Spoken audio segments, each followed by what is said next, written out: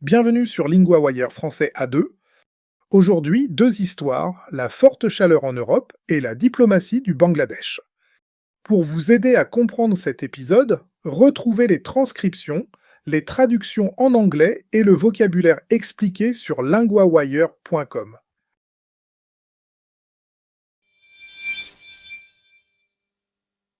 On commence avec le climat en Europe. Claire, vous suivez les questions de climat pour LinguaWire. Bonjour Louis. Que s'est-il passé en juin en Europe? Le mois de juin a été extrêmement chaud. Des records de température ont été battus dans plusieurs endroits. L'agence météo de l'ONU a parlé d'un événement extraordinaire sur le continent. Donc ce n'était pas seulement un mois un peu chaud. Non, c'était beaucoup plus fort que d'habitude. Au Royaume-Uni, la température a atteint 37,7 degrés à Lingwood, dans le Norfolk. Ce chiffre est encore provisoire, mais il est très élevé. Plusieurs stations ont dépassé l'ancien record britannique pour un mois de juin. Cet ancien record était de 35,6 degrés. La chaleur a touché toute la région? La chaleur a été surtout forte dans le sud de l'Angleterre et le sud du pays de Galles. Mais peu de régions ont vraiment échappé à cette chaleur. Il y avait déjà eu de la chaleur avant juin? Oui, le mois de mai avait déjà été chaud. Puis juin a apporté une nouvelle vague de chaleur avec des records. Après une courte pause, une autre vague de chaleur est annoncée. Les scientifiques relient cela au changement climatique. Oui, ils disent donc que ce type d'événement devient plus probable et plus intense. Stephen Belcher, un scientifique du service météo britannique, l'a expliqué clairement. Selon lui, le changement climatique causé par les activités humaines rend ces épisodes plus forts.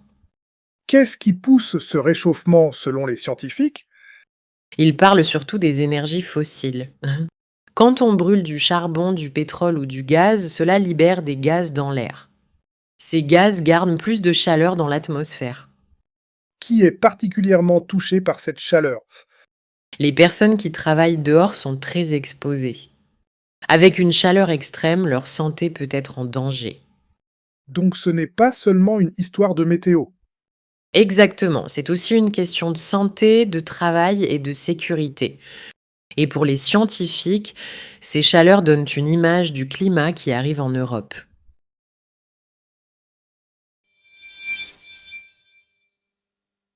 Notre deuxième histoire nous emmène en Asie du Sud. Hugo, vous suivez la diplomatie pour LinguaWire. Bonjour Louis.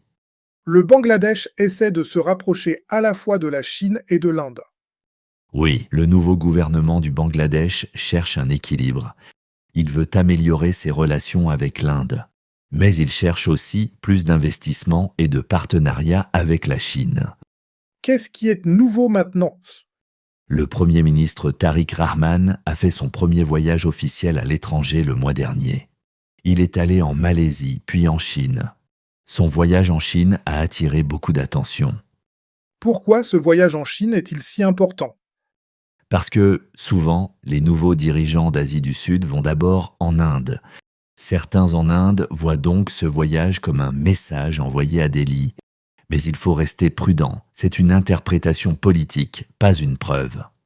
Que cherche le Bangladesh auprès de la Chine? Le gouvernement veut plus d'investissements chinois. Il veut aussi de l'aide pour relancer une économie qui avance difficilement. Plusieurs accords ont été discutés entre les deux pays. Quels accords sont les plus suivis? Il y a un projet autour de la rivière Tista. Il y a aussi un accord pour développer une zone économique spéciale près du port de Mongla. Ces projets sont observés de près à Delhi, Pourquoi l'Inde regarde-t-elle cela de si près? parce que l'Inde et la Chine cherchent toutes les deux à avoir de l'influence au Bangladesh.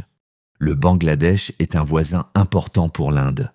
Et la Chine veut aussi être un grand partenaire économique du pays. Les relations entre Dhaka et Delhi étaient tendues récemment.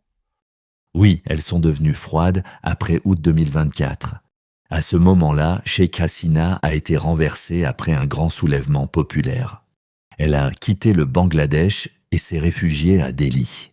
Ensuite, sous le gouvernement intérimaire de Muhammad Yunus, les relations sont restées difficiles. Et depuis l'arrivée de Tariq Rahman, cela change. Oui, Rahman est arrivé au pouvoir après une large victoire de son parti en février. Depuis, Dhaka et Delhi ont pris des initiatives pour améliorer leurs liens. Donc le Bangladesh ne choisit pas simplement un seul camp. C'est l'idée, selon des analystes. Le pays veut mieux parler avec l'Inde, sans fermer la porte à la Chine. C'est une position délicate, mais importante pour son économie et sa diplomatie.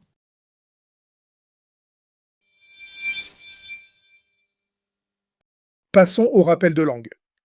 Première partie, 3 expressions utiles autour de la chaleur.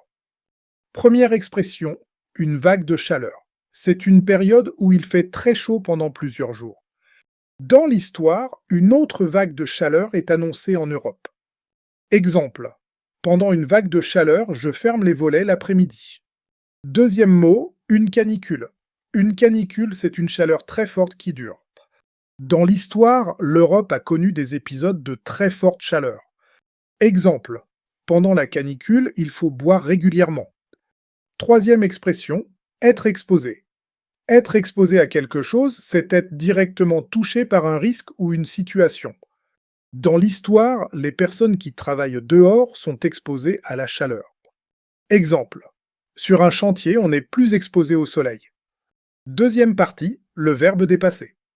Dépasser veut dire aller au-delà d'une limite ou d'un nombre. Dans l'histoire, plusieurs stations ont dépassé l'ancien record de Juinch. Au présent, on dit « je dépasse »,« tu dépasses »,« il dépasse ». Avec nous, on dit « nous dépassons ». Exemple 1, la température dépasse 30 degrés. Exemple 2, ce mois-ci, les dépenses dépassent le budget.